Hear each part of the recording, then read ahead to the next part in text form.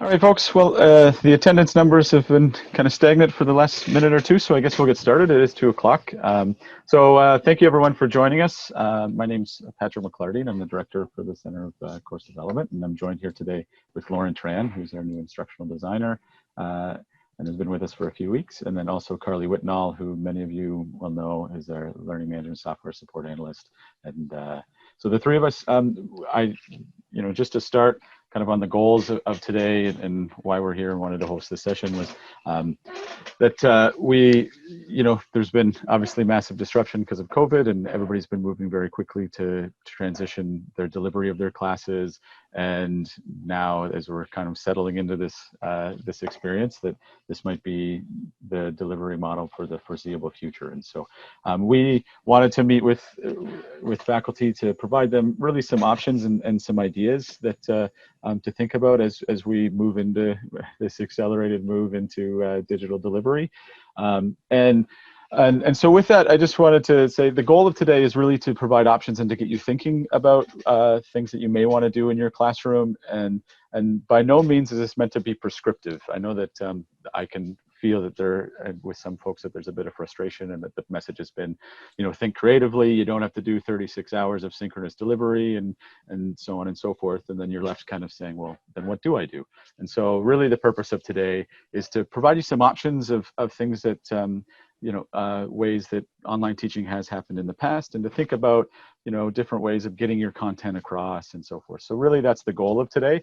We aren't going to delve too deep into the how in terms of the technical execution of a lot of this, because we do want to provide you the opportunity to take away some of that we're going to present today and think about it as it relates to your specific course. And so really the focus on today is going to be on the why. I think that there was 5 key areas that we mentioned in the post of where we're going to focus. So synchronous delivery, asynchronous delivery, active learning and engagement, teaching cases as a specific exemplar of that, and then different assessments and so forth. So we'll focus on kind of why you may want to think about things a little bit differently, and then we'll move into some resources that may be available to support you in doing that. So whether it be a specific tech that can help you to deliver on some of the ideas that you may have to get your content across, or whether it be actual human resources in terms of support from the Center for Course Development or our IT team or so on and so forth. So that's really the goals of today. Lauren, Carly, and I will be trading back and forth in terms of what we're going to present. This is a webinar, so that we cannot see any of you. But if you do have questions, please feel free to add them to the question and answer section within Zoom. We do have someone monitoring that, and we will try to hold the Q&A until the end, just so that we're sure that we get through all of the content, because oftentimes is that the content, your question will be answered further on in the presentation. And also we can kind of collate that and allow you to take some time to think about what it is that we've come across, and so maybe then you'll have a question that comes about. So please do engage with the Q&A function. We have someone monitoring that as we go through, and with that, let's get started. So I know that this has been echoed a number of times, and is a pretty consistent message, but I just wanted to start with this space, and that we really need to have, as we're considering and making these changes to different delivery mode, that there needs to be a level of empathy for our students, and that so we need to remain flexible.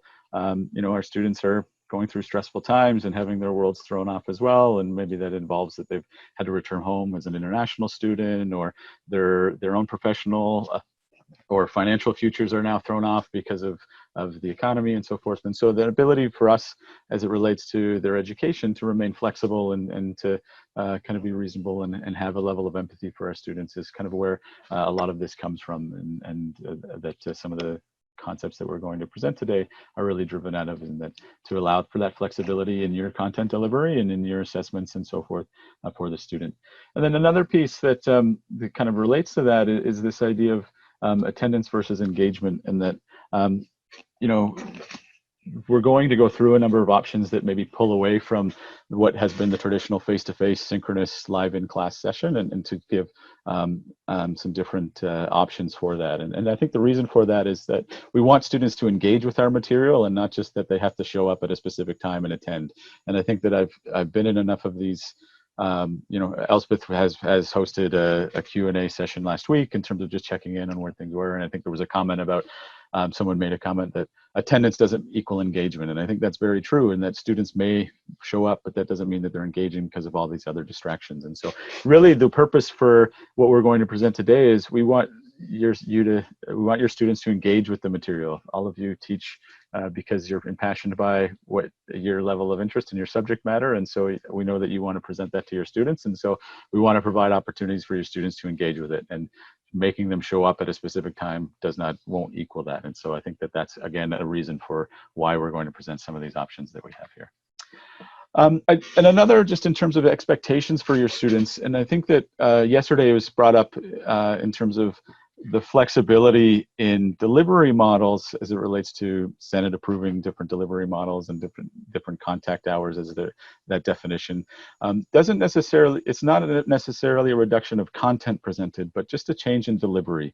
And so I know that, you know, historically we've always thought about contact hours of, you know, there's a 36 hours of lecture time devoted to this course, and then students are required to do some work outside of that classroom. Well, we'll get into some specifics here, but you know, we still have to achieve those learning outcomes for the class, for your courses, and in many cases, it won't be a reduction of content that you produce, but rather a difference in how you actually get that content across to students.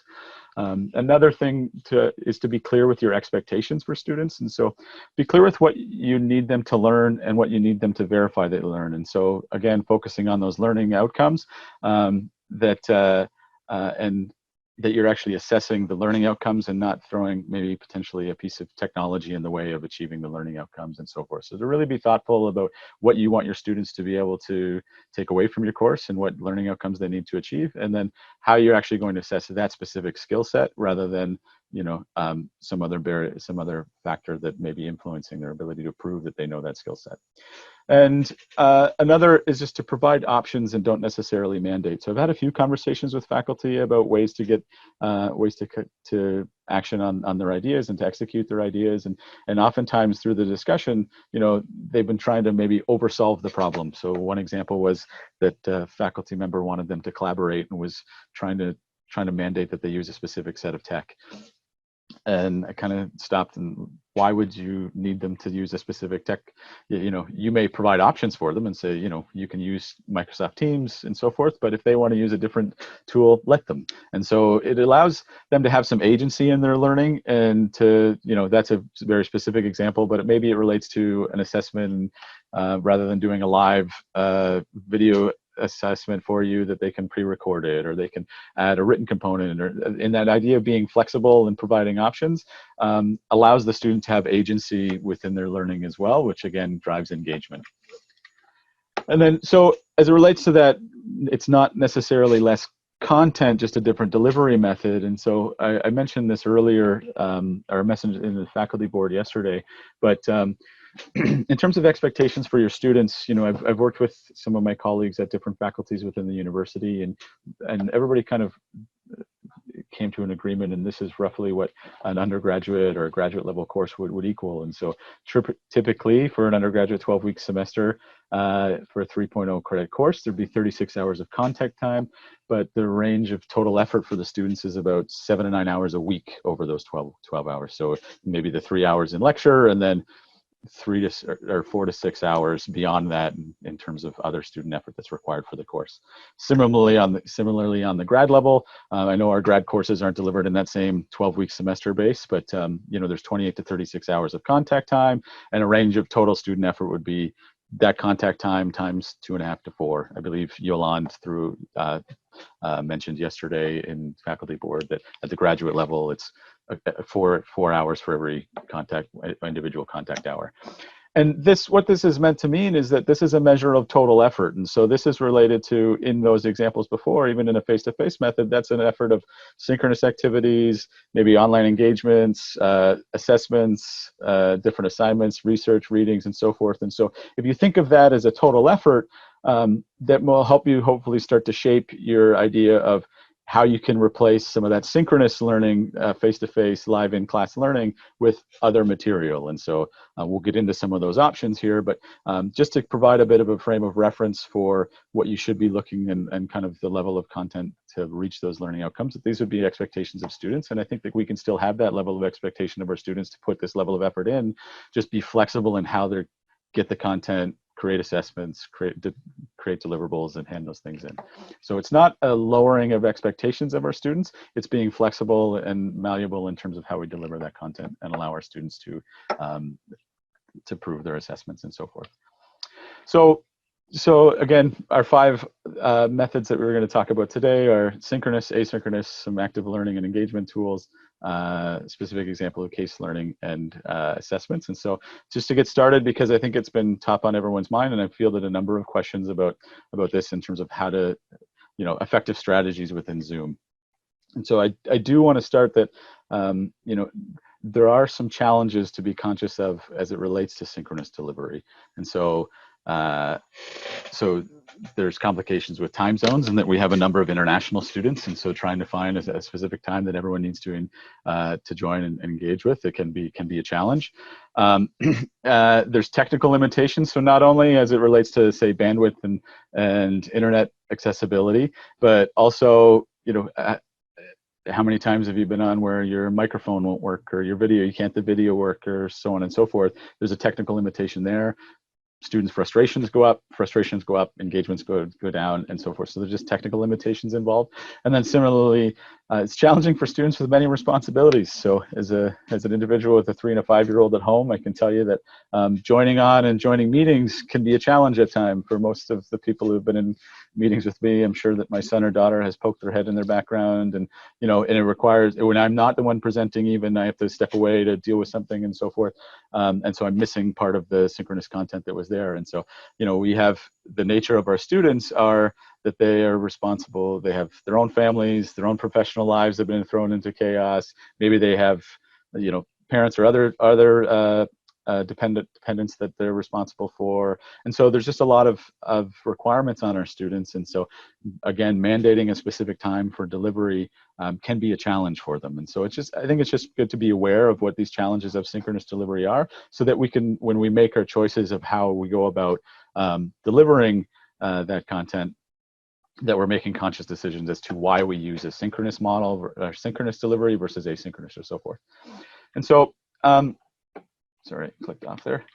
But that's not to say that synchronous shouldn't be part of your class. So I know that we've talked, I hope that's not the message coming across. Synchronous will and hopefully will continue to be a part of your lessons, and will be part of your plan and your course schedule, because it does have effective uses as it relates to working with your students. So, this idea of the flipped classroom has come up a few times. And so it's a perfect tool for reviewing asynchronous materials. So, so maybe you've gone ahead and created some content, and you require students to review the content prior to coming in, and then you use your synchronous time to actually ask specific questions, take their questions, and go through the material that they've already done. So you're not presenting new content, you're actually doing extension activities based on that content delivered. When you do that, it's very helpful to prepare your students with expectations for that. So, you are responsible for reviewing this material prior to coming in.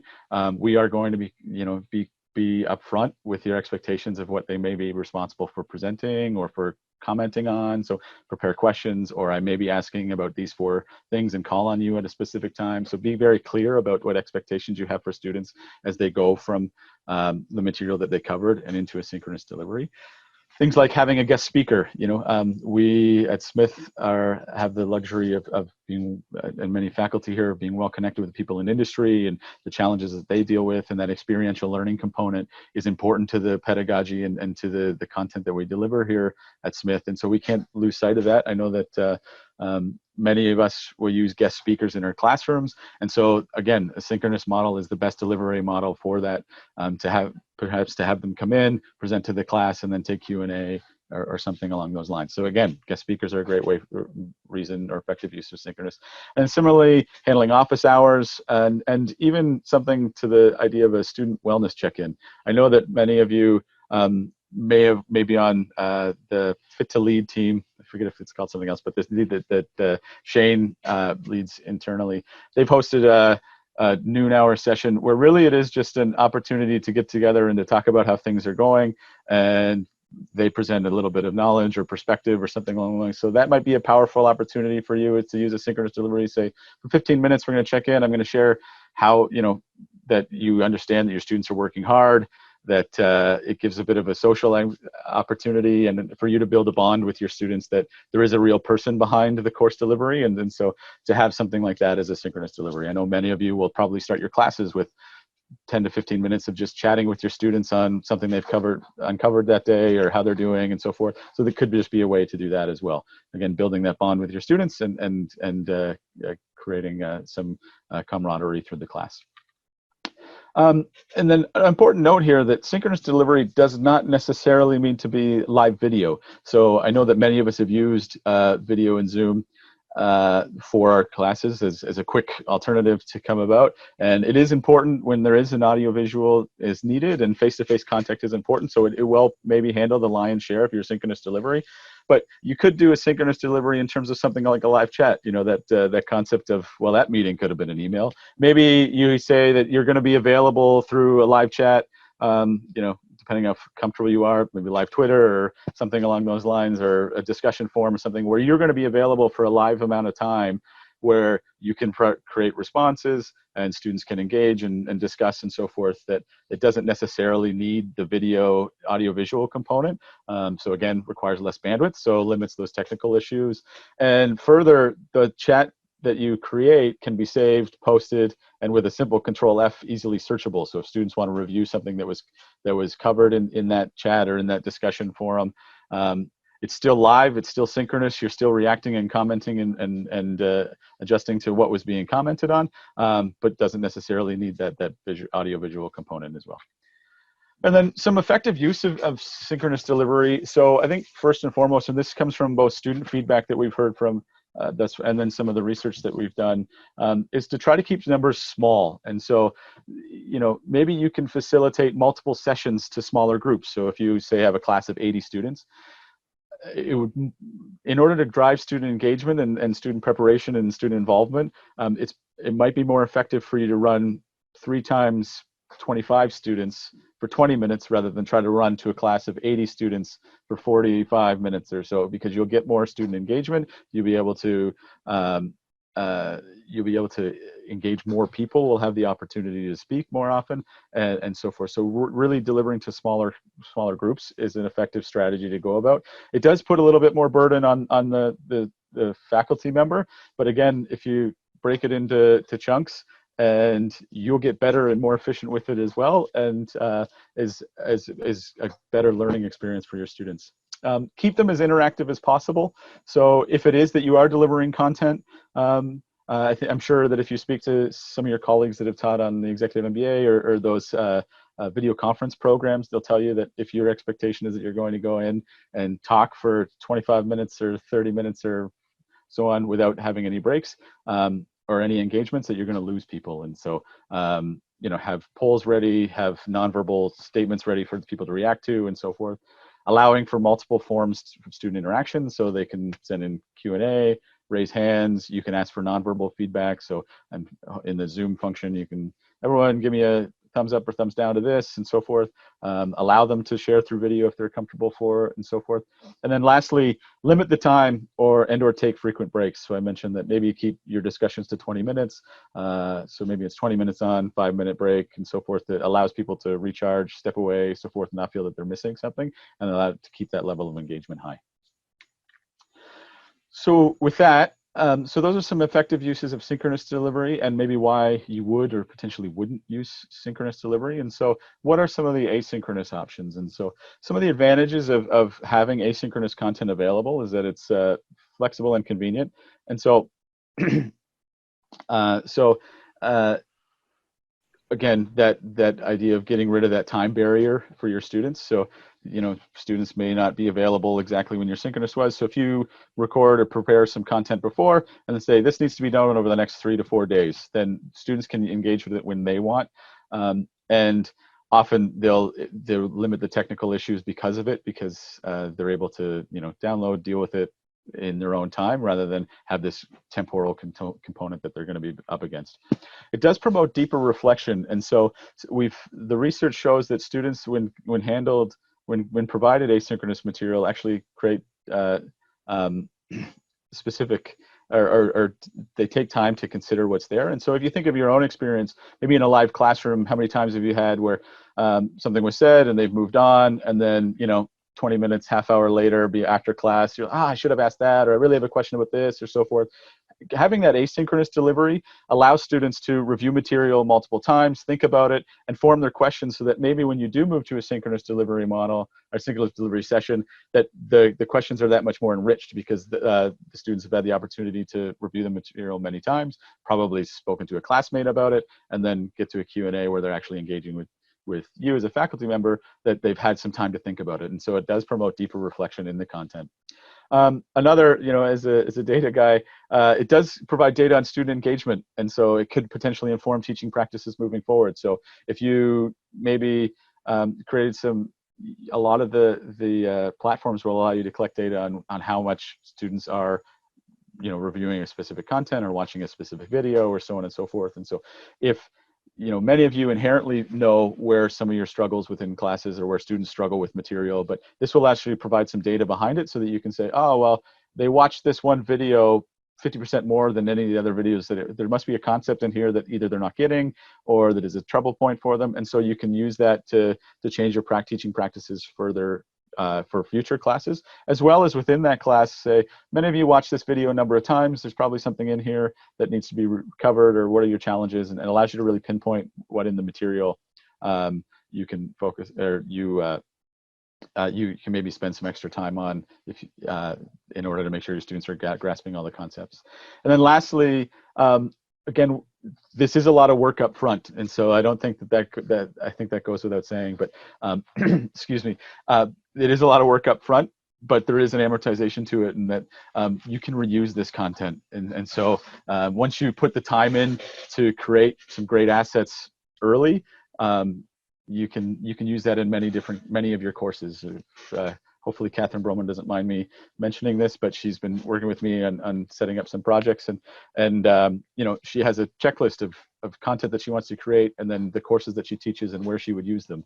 And because this content, if you teach regression, you can teach regression in undergraduate stats, to the MMA students, EMBA students, so forth. Regression comes up a number of times, and so so you can reuse this content. So it's a lot of work up front to create it, and then you can use it in many spaces.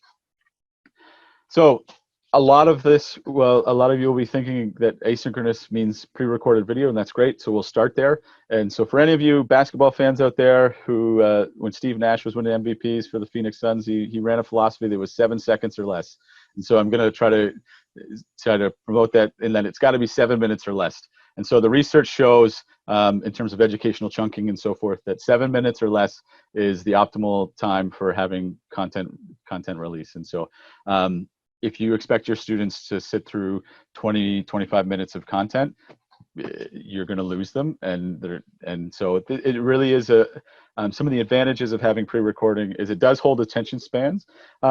For you as a faculty member, it also increases the likelihood of reusability. So the shorter and more focused on specific content that you create videos, the more likely that you can use it in multiple spaces. The longer it gets, probably the more relationships to the courses, the specific course you're teaching, and so keeping it shorter is better for reusability. And also there's a quicker turnaround in productions. As you start to work with some of the tech, if you're recording these yourselves, the shorter it is, the less likelihood for mistakes, the more likelihood you can get it in one take, and you can turn around the productions and have them ready in a quick, shorter time. So where I would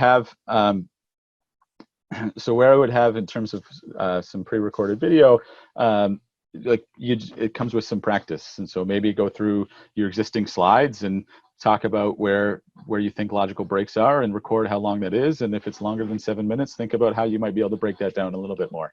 And so it may result in that you have 30 or 40 minutes of material that you're going to get across, but in shorter segments. And so it allows students to watch the segments if they only have a specific amount of time, holds their attention. They can review specific areas rather than trying to find it in a longer video. So there's a lot of advantage to keeping it to 7 minutes or less. So there is some screen recording software that you can use. I know that there are a number of you have used Camtasia before, or other screen recording software that allows them to record both the speaker, your screen, and then voice as well. Often within these platforms allows for immediate edits within the tool. And some of them, I think Camtasia has this, where students can engage with the video, so you can actually put in quizzes or formative assessments or things like that as they watch the video. So to engage students in learning and review. And so some different types of video that you may want to use. So we've kind of, again, to keep things easy and most effective and efficient, suggest 1 or 2 types of videos. So a faculty addressing the class, where a faculty member in front of the camera, similar to this, and there's no need for other media. So maybe this is just the course introduction, where it's just you speaking to the students. Maybe you're presenting something on body language and you need to get that point across, or depending on the content. If there's no need for PowerPoint, then don't need it. Just you speaking to the camera. If there is content that you need to produce, so maybe it's an existing PowerPoint or a website or a widget that you're trying to show, then within these screen recording technologies, then you can do a talk over PowerPoint or a talk over media source or so forth, where it's recording your screen. You're able to narrate over top of it and record that way. I know that some of you may have seen these well post-produced videos where there's a talking head in the corner and content's going on in the background and things like that. I'm going to be very transparent. There are a lot of courses to be brought to the students in a very short period of time, and we are a small staff with limited resources, so we're not going to be able to produce those well post-produced videos for everybody. And actually the research shows that the more home production actually creates a bit of authenticity with your students. And so the more of this that you can handle yourself and get comfortable with, a lot of these tools are very straightforward. There's a lot of support online and how-to videos and things. Camtasia, I saw that they have a number of 4-minute videos on anything that you could want to do. And if you keep them limited to kind of these 2 relatively easy and efficient use cases, then I think that for the most part, people can handle it on their own, and we would be able to support on an as needed basis rather than creating a queue of us trying to post-produce a lot of videos. And the other point too is it's not just video that works for asynchronous delivery. So being told many times that I have a face for radio, that audio works too. If there's no visual needed, don't use one. There's been an explosion of podcasts. People love podcasts. And it's just that audio forms. Radio's been around forever. Maybe you can just record your voice narrating or talking about a specific point. For those of you who are podcasters, kind of get the medium and understand how you can tell a story that way, and maybe that works best for the content that you're producing. Similarly, you can provide audio-only files. So the tool like Audacity, which is an open source free platform, you can load in video and just strip out the audio file, save it as an MP3, and make that available for students. So it does things like create a smaller file so that, again, avoiding some of those technical issues. It differentiates your classroom for different learners, so audio learners and so forth. And it also doesn't require a screen. So I don't know about your listening habits, but I listen to podcasts while doing dishes or something, taking the dog for a walk or something along those lines. So similarly, if any way that you can differentiate that way would be great. And then similar text. So good old reliable text can still be a way to deliver content, whether it be you pointing to required reading in a textbook, or you creating a note, or so on and so forth. Again, differentiates your classroom to different learners. Specifically, if you consider some student body like your English as a second language learners, being able to see the words is beneficial to see them written out as well. So, asynchronous doesn't mean that you're going to be in your basement recording hours and hours of video. You can go about it different ways. If you think your own mental health, maybe you can do your own audio by sitting out in the sunshine or writing a text outside. So for your own mental health, it's not just you in a bunker creating videos, that there are other asynchronous options too. And then lastly, often cases you don't need to go about creating all of this on your own, that there are a number of great open educational resources that you may want to explore through things like Creative Commons and open source contexts and so forth. So what these are resources that people similar to yourselves, professionals in the space, have created, that they've left open to be used, and there's no IP attached to them. And so you can go and explore them, excuse me, and often they're built for a to be delivered digitally. So I've been on a few open educational resources that have great widgets that are free to use that you can tap into. Open textbooks, which have something similar. And so you don't need to go about creating everything on your own. You can link to these open educational resources. So I would urge you to, open educational resources accounting, and there'll be a plethora of options there that you can probably tie into if accounting's your space. One comment is about Creative Commons. There are different levels of licensing. So before borrowing anything, check what the licensing would be, and just to confirm that you can use it. But in many cases, it's an open source for people to have access to. So it's one area to consider when we're thinking about all of this extra upfront work that we need, that this is one area to tap into. So with that, I've been speaking for a long time, so I wanted to pass it off to our instructional designer, Lauren Tran, who's put together some material on active learning. So Lauren, unfortunately, I've been told that we can't, just for Lauren, I can't have you control the screen. So if you just want to give me a cue as to when you want the next slide, and I'll do that. Sure. Okay. So yeah, related to the content, just keeping it as simple as possible. You can create a link library of outside resources, anything that's free that doesn't have a paywall or a sign-in required. And you can just tell students, like, of these 5 links, read 2 of them and do some interactive activity with it. So that's what this section is about. Next slide. It's about active learning and different kinds of activities that you can do even in an online environment. So after you presented some amount of material, just a small chunk of material, say you've got that 7-minute video up there, you could assign students to create an infographic representing some relationship of the concepts or summarizing key takeaways from the lesson. So it's kind of a fun way to visually represent relationships between concepts. And then what you can do is also make this collaborative or interactive, at least, and have students post that visual on like a discussion forum, and then say you need to you're required to look at 2 different peers' infographics and comment on them. So it can help really remember. You remember more by doing it, and then you remember more because you see different visual representations of the concepts that the teacher has already taught. Next slide, please. So this is one of my favorite activities I've found along the way. I have 12 years of teaching experience in different situations, and it's called List, Rank, Compare, Illustrate. So you would assign groups of students, and first, they have a set timer of like 2 or 3 minutes to list as many characteristics of a certain concept. So like financial trading, list as many concepts related to financial trading as you can. You have 3 minutes, go. And then they have 2 minutes or 2 or 3 minutes, whatever, set a time limit to rank the top 3 of those characteristics related to financial trading. Then they have to work, this is the part where it really hits home and helps to remember the concept. They compare financial trading to something totally different. It has nothing to do with financial trading except for just like 1 or 2 things. So financial trading is like poker, because you must find a strategy that works for you. You must always manage risk. They have to come up with 2 or 3 reasons why it is like poker is like financial trading, or they choose their own simile. So this can work with any concept, and then they would illustrate that. Like there's just a picture of a poker card here. They could post that picture and financial is trading like, and then the 3 reasons. They could post that in a discussion forum. They can look at what the other groups have done and comment on that, and it's going to help them remember the concept better. All right, next slide. And yeah, we talked about content in a podcast form.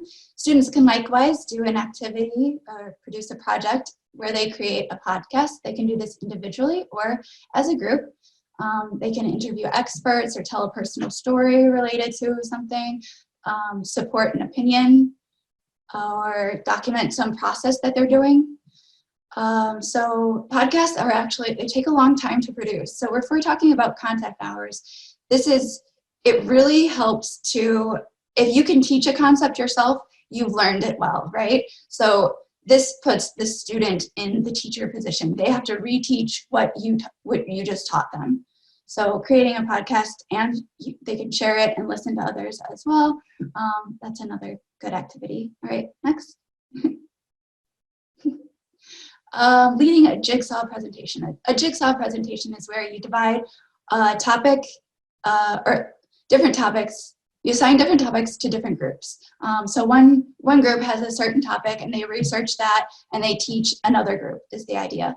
So in an asynchronous environment, what would happen is the group gets together, they do research, they divide the task among the however many 4 to 5 people in that group, and then they make maybe a video of their presentation on that concept and then post the video to a forum.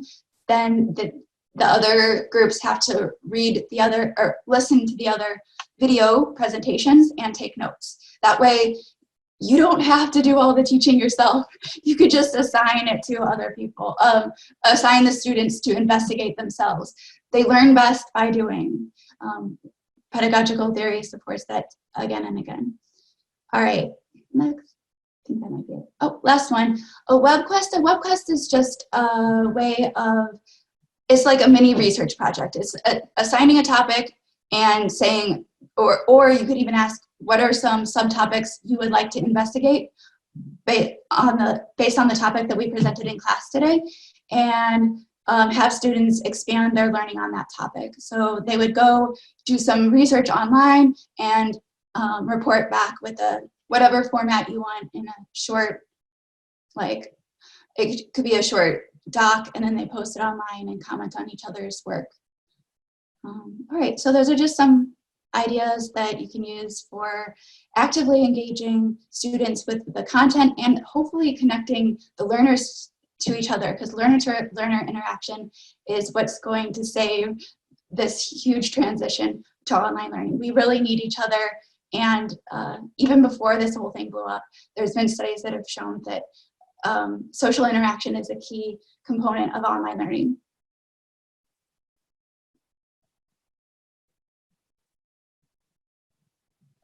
Great. Thanks, Lauren. Yeah, that's wonderful. So again, just some ideas that you could think of different ways to have students engage with the material and take some active approaches. Just to echo on Lauren's piece there about student interaction, that has come through in terms of student feedback from both the MBA class and other classes that have been polled in terms of not to lose the teams component of the classes, and to make sure that there's still opportunity for students to engage with each other, and not just with the faculty member. That's an important piece of that whole experiential learning, and again, what has separated or what has allowed Smith to stand out in recent years. So again, we wanted to provide you with a specific example and something that many people will do, and if not most, will do in their classes in terms of that relationship with teaching cases. And so again, when you move to teaching cases online, I think that the one thing that the literature and a lot of the feedback has shown is that not to expect to deliver cases the way that you have in a face-to-face manner. That it's going to require you to change your thinking, and so it can still be just as powerful, just differently. And so what we mean by that is that there still is that active learning component, and this is consistent with why we use cases anyway, and that students are required to be the problem solvers, and so they read a case and consider a situation, come up with their own idea. But there's an opportunity for you to use this in a flipped classroom case, where I know maybe traditionally the traditional method would be that they read the case and then come to class, and then you discuss the case as a group. And so in that flipped model, where your students are having to guide the learning, so you have them read the case, it will relate to maybe less spontaneity in the classroom. There's a lot of opportunity to that's synchronous, that you're going to lose a little bit of that, but provides that opportunity for deeper analysis and reflection. So similar to what I mentioned in the asynchronous fashion, that allows them to maybe think a little bit longer or consider different things and reflect on those opportunities. And so there's just 8. So through a series of research that our team has done, there's some 8 key things to consider, and then maybe I'll walk through maybe what a sequence would look like for teaching a case. And so as always, you need to be prepared, and through why you're using a case and why you're having students go through that case. So be very clear about what it is that you want them to take out of it. Feedback has been that shorter cases work more effectively, and so again, shameless plug here, we do have a team of case writers within the center that can help in creating these, or edit cases or so forth, to make sure that they're really hitting the learning outcomes that you're hoping to get out of the case. Also, maybe embrace alternative delivery methods. And so, Harvard over the last few years and a few others have looked at having other media content support their cases. Well, maybe now all of a sudden that becomes the case itself. So, many of these cases are built around specific people or come out of interviews or something along like that. And so maybe you want to develop a case where that becomes what happens, and that we record the audio of an interview, and then that becomes a case in itself. And so think about different delivery methods for that to help engage or become a major part of the case. Help your students prepare. So again, making sure they have adequate time. And then this is one that maybe provide individual assignments to get them working on the case, or to highlight specific components of the case that you want them to focus on. So I know that, not to jump ahead into assessments, but in some level of a formative assessment, that students are required to read the case and then respond to a quiz or a poll or something along that line before moving into the next stage of the sequence as it relates to the case. Make additional materials available. So I know that for a lot of cases that you may use, they'll have teaching notes and so forth. So maybe drawing out some of that, or making relationships with other media or materials that you can consider. Encourage students to engage with each other. And so again, maybe in that sequence, you have them group into smaller groups and share their ideas after reading and so forth. Stay involved, so make sure that you're facilitating and you're jumping in. So if there is, things that are brought to your attention coming out of the individual assessments or through group discussions, that you're there, you're monitoring progress, answering questions, and so forth. And then lastly, as with a consistent message through here, is to set clear expectations. And so how many times they're expected to contribute, encourage them to drive new content, and so forth. And so so those are kind of the high-level 8 key things to think about when delivering a case. And so when I was thinking about what a sequence might look like, it would be, say you assign a case to be read, and say you have 3 days to read the case, and you need to respond to this poll with some very specific questions as it relates to the case. So what were your thoughts on they did this A, B, or C, and give some options or something, so that that students had to actually read the case and then provide some feedback. And then following that, maybe you assign a group discussion that they have to meet with their team to discuss some specific questions that you may have coming out of the case. And then make a post in a discussion board or something along those lines. And so you have that information. And then maybe after that, then you have a 20-minute synchronous live session where you're going to debrief what's been done. But the value of, you can keep it that short because you've already collected information all the way along, and that you know what the poll numbers are. So maybe there was a 10% of your class that disagreed with the rest of the class, and so you can call somebody out and, why did you think this? So you have that information to drive some discussion. You have their discussion posts that you can use and pull people out, and this group and this group had different thoughts? Can you engage conversation that way? And so it allows students to engage all the way along. It's flexible in terms of they can choose when they're going to do these things, but can still be just as rich of a learning experience. And at the end of it, only takes a small amount of synchronous delivery time, if even you need it, because you can often do some of that through asynchronous discussions or something along those lines. So back to Lauren and Carly for some assessment options, and then we'll get into the Q&A. There's some good questions coming in, so I hope that you don't feel that you're being ignored. We're just trying to get through all of this, and then we'll take those questions then. So off to you, Lauren. All right. So you're probably thinking, what can I grade? After hearing all of the content and assignment activities. All right, next slide. Basically, there's formative and summative assessments. Formative assessments are the most frequent. Those will happen on probably a weekly basis. This is allowing the learner to test whether they understood the content. So there should be low stakes and high frequency, which means not very many points and often. It could be even more than one kind of formative assessment per week.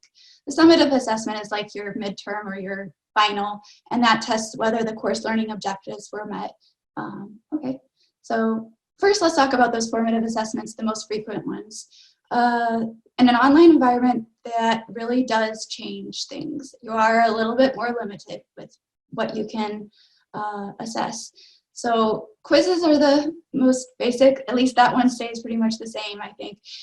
And also the good thing is that when you create them online, they can be auto-graded. Yes, multiple choice, true, false, fill in the blank, all those good ones can be auto-graded. Usually if it's a formative weekly assessment, you can keep them, those quizzes really short, just 5 to 10 questions or something. And that's so that the learner can assess their own understanding of key terms or concepts.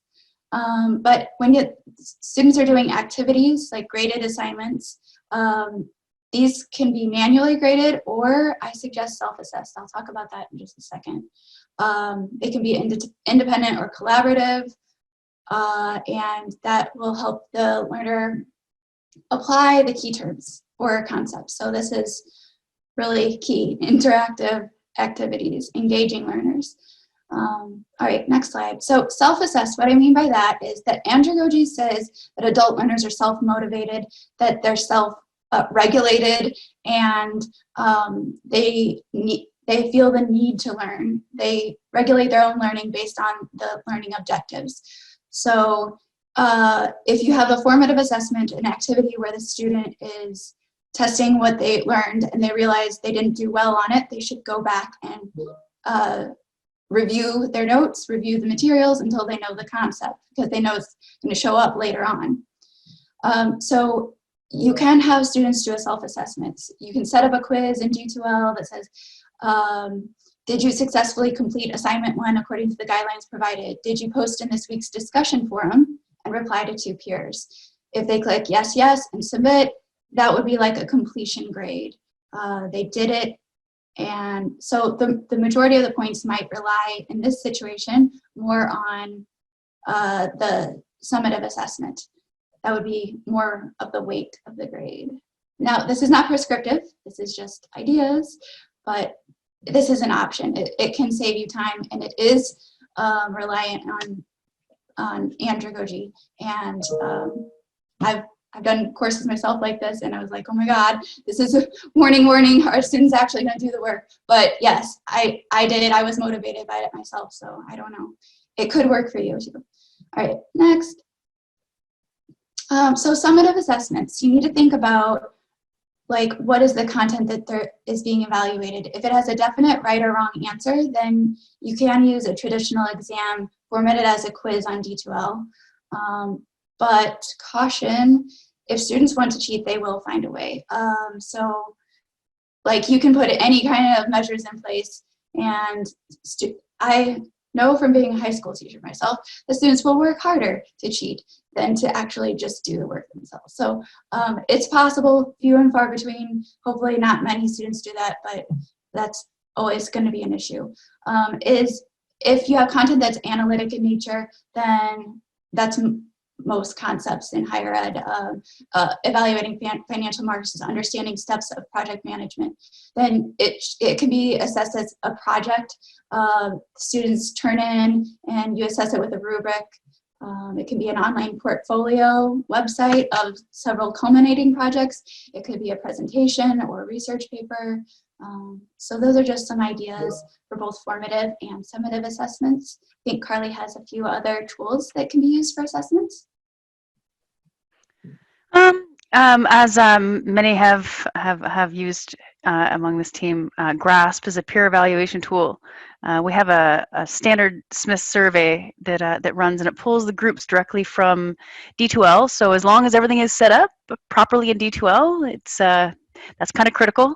But then we need a starting date and an ending date, and it's added directly to the course. So all students have to do is select a content module that takes them to that link, and it pulls only their team members, and it asks them each individual questions. It allows them to provide feedback on each question, or just at the end for the overall survey.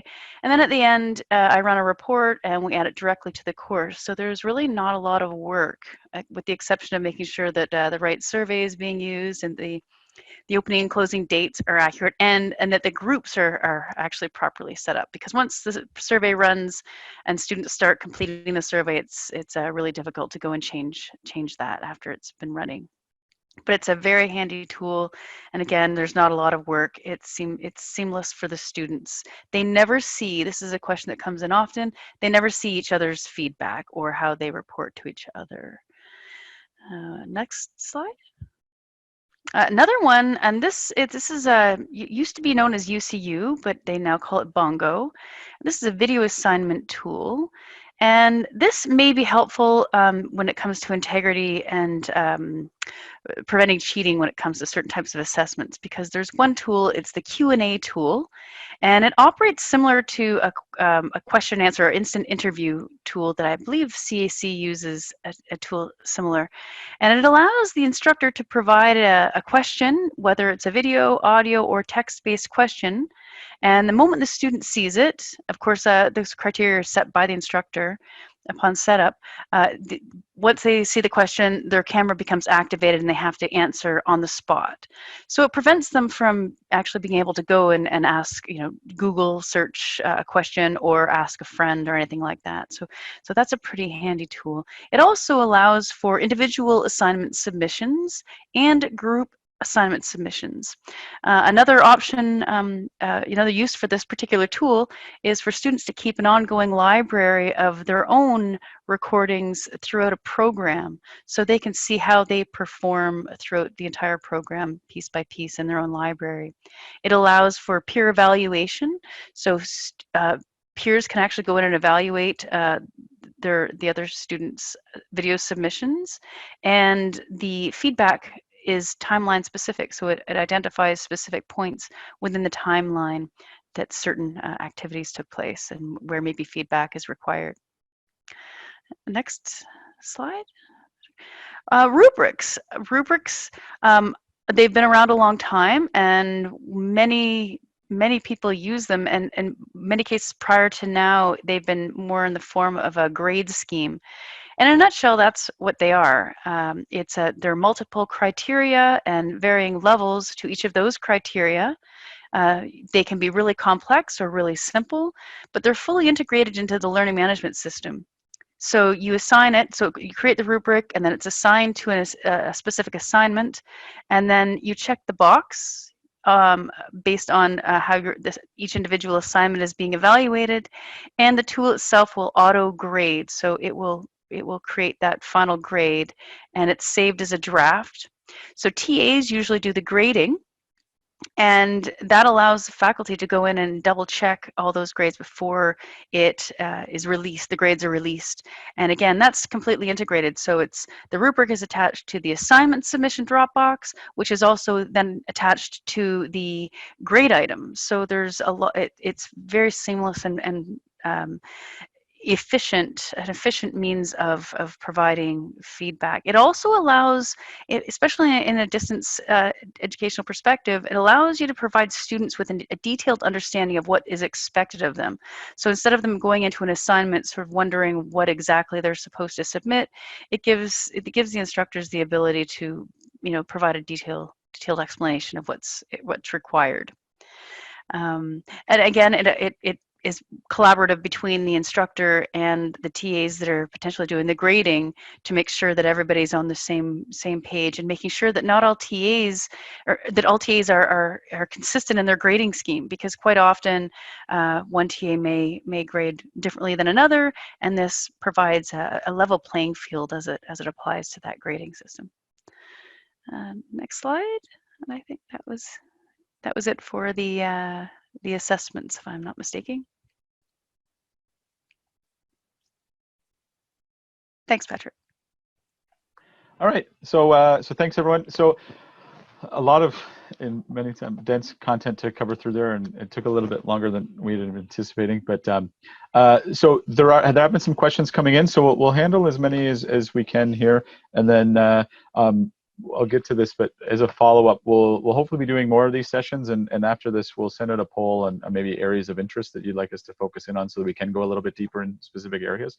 But some housekeeping questions that have come in terms of, so yes, this session will be recorded, and we'll be distributing the session. We can distribute the slides, and we've also been putting together some resources. So a member of our research team, Meredith, put together the teaching cases document, so I'm happy to distribute that to people who can look into that. There's some other resources that we're going to put together and share those. So the webinar and the slides themselves will be available hopefully within the next day, whenever we can get this rendered, and then we'll distribute that to everybody that's registered. Something came in around Camtasia licenses. So if you reach out to Smith Support, they can provide you with a Camtasia license in order to do that. And so just going down here, in terms of, so the first question that came in was around best practices and guidelines to help faculty write and create effective learning outcomes. So this would be, so there are some resources, but it's also the role of instructional designers that can provide support that way. So if you have questions around your learning outcomes and learning objectives, it may be a good prompt to reach out to the CCD, and you can have a conversation with Lauren, or on Monday, actually, we have our second instructional designer starting, and hope to have our third starting soon. So these are discussions that happy to have with you, and maybe we can put some resources available to support that.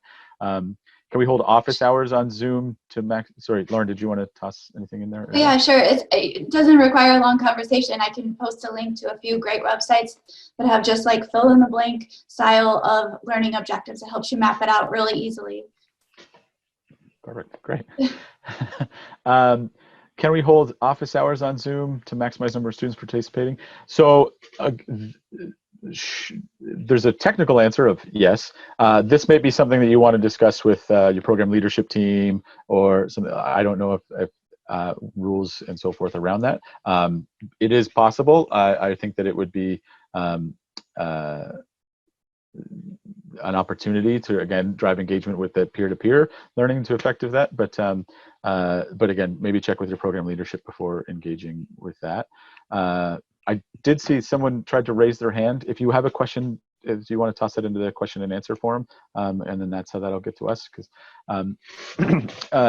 regarding privileges on Zoom and so forth, again, that is an administrative thing. So if you reach out to your program leadership team in terms of understanding exactly what capabilities within Zoom have been turned on. I know that they were having some issues with, say, breakout rooms and so forth, and so I know that they've made some decisions on what functionalities are going to be turned on and off.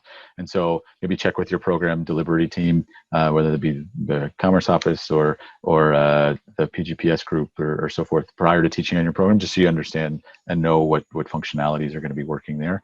So the specific one was, how do we save chat? Again, maybe have a discussion with them, and maybe it's something that someone can take screenshots or something along those lines in terms of chat being saved. I'm not sure. We can maybe find a solution after that. Discussion boards. are the discussion boards available? So I checked with Carly, and so there's discussion boards available through D2L. And so, so again, if you would like to have that live chat option, or you can do that through asynchronous delivery on D2L and the discussion boards, because when somebody posts, people are able to see and react and carry on those conversations there. Asynchronous. Sorry, before Lauren and Carly, if there's anything you wanted to jump in on, if I'm not addressing these thoroughly enough, or there's something else that you want to add, please feel free to stop me and jump in. I am kind of breakneck speed, understanding that we had booked people just for an hour and we're already over that. But some questions around AI and cheating and so forth, and so Lauren, feel free to jump in here too. But so there is nothing is perfect in a digital world. We can try to put a number of barriers to try to avoid or prevent it. But for every tool that you create, people are going to find ways around it. And so we've done things in the past of, in recent quizzes, and actually research has shown that it's been fairly effective in terms of having people sign academic integrity statements. And so recently, before a quiz, students were required to read and agree to academic integrity statements that brings them forward to mind. They sign, they do an e-signature before they're even to start the assessment. And so that's been shown that because it is brought forth in mind, that students are less likely to engage with it, or that they know that people are watching. As it relates to actual tech behind it, I think Jay has communicated this, that there are some online proctoring tools, but for anybody that's been following, that they've shown to be ineffective or not scalable or so forth. So right now there is no online proctoring that's widely available that we've been able to put into place. We are others at the university have tested it, and so we can. So we're going to continue. Hopefully, we'll have a solution moving forward that's scalable, but we're going to continue to work on that. Lauren, did you want to add anything about academic integrity or cheating or anything along those lines that I didn't cover? As far as protecting intellectual content, that you can add like a watermark or something to your video possibly, but there's always a way of just like using the snip tool and recording video. So that is, I guess, a drawback of the online environment. But a lot of teachers now are embracing that, this sharing of educational resources, and it's about spreading the wealth of knowledge. And that's really what the OER, the Open Educational Resources Center, is about. So I don't know. Yeah, sorry. No, that's fine. Yeah, as it relates to IP, there are some things that we can do that. Sorry, Carly, you came off mute? Did you want to add something there? Go ahead. Well, there's one thing that we haven't discussed, and it really hasn't been brought up a lot, but it is quite common and can be easily researched if you're interested, is e-portfolios. E-portfolios are a sort of a long-term, potentially a capstone assignment, and it's reflective learning. And so you can kind of get a general grasp of what a student, what they've accomplished and whether they've reached the competencies expected through using an e-portfolio type of concept. But I won't go into detail about that. It's just something that could be addressed later. A few questions here on specifics to people's content. So one, I have highly conceptually challenging material to quantitatively challenge students in this environment. So actually, difficult content is best delivered in an asynchronous fashion because it allows students to engage and watch many times and review and review and review. So on those highly quantitative or highly conceptually challenging material, recording an effective video that is chunked accordingly in the 7 minutes or less, that students can get very specific on what areas they're struggling with and to receive help in that specific area. So this is asynchronous delivery is actually perfectly designed for this conceptually difficult material because it allows students to engage as often as needed. So whether that be through voice or through showing and then formal examples and allowing students to try. So like this is actually a great platform for that. Lauren, did you want to jump in there? Yeah. there is a third format of video that you might consider then also if you had a giant whiteboard behind you and you were writing on it, but be careful with that because the audio needs to be high quality in order for students to hear. You really always be careful with the audio. But yeah, you could just draw out concepts behind you, and it's similar to a classroom environment. That might help with those really, like if you were a math teacher, and I imagine writing examples up there. I don't know. There's one more tool called Explain Everything, and it's been used by a few of our faculty. It is an independent platform, and it has to be purchased, but it's not very expensive, and it's a digital whiteboard, and it operates similar to Camtasia, except you have this option of a digital whiteboard where you draw on your screen and it records that. And if you have a pen, it's as clear as anything. You can integrate video with it, and of course voiceover. It's an option. I know there's a number of great questions coming in, but we are we're over time now. So what I'd like to do is we've captured all of these questions, and so maybe in a follow-up that we can provide some written responses to them. Also, following the session today, I mentioned that we will put up a poll on future subjects. So we'll take some of the feedback and questions that have come in, provide maybe some future subjects. So for example, using Camtasia and capturing video, or